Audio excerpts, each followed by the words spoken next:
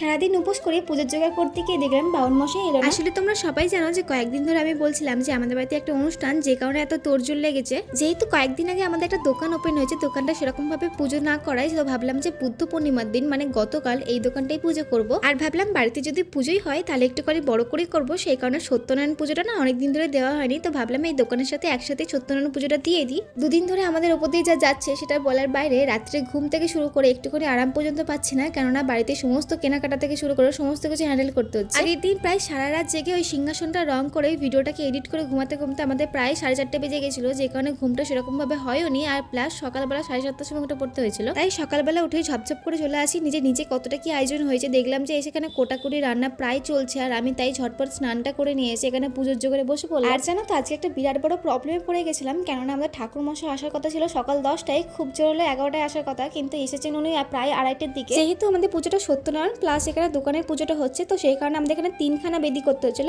একটা হচ্ছে লক্ষ্মীর জন্য, একটা হচ্ছে নারায়ণের জন্য, আর একটা হচ্ছে লক্ষ্মী গণেশের জন্য। পুজোর জোগাড় প্রায় কমপ্লিট হয়ে যাওয়ার পরে আমরা গেছিলাম একটা ধান ক্ষেত থেকে এই ডগডুমুর আনতে, কারণ ডগডুমুর ছাড়া না এই যজ্ঞটা অসম্পূর্ণ একদমই, তাই পাড়ার কিছু জায়গা থেকেও কিছু কালেক্ট করেছিলাম, যেহেতু আমাদের প্রায় 52 পিস লাগবে। আর এই ডগডুমুরটা কালেক্ট করতে এসে দেখি ছোট ছোট বাচ্চাগুলো দুবার ডাকতেই না চলে এসেছিল, খুব মজা লাগছিল এটাতে আমার। দেন বাড়ি এসে দেখি মোটামুটি রান্না থেকে শুরু করে পুজোর জোগাড় সবই কমপ্লিট হয়ে গেছে, কিন্তু এখনো পর্যন্ত ঠাকুর মশাই আসার সময় হয়নি।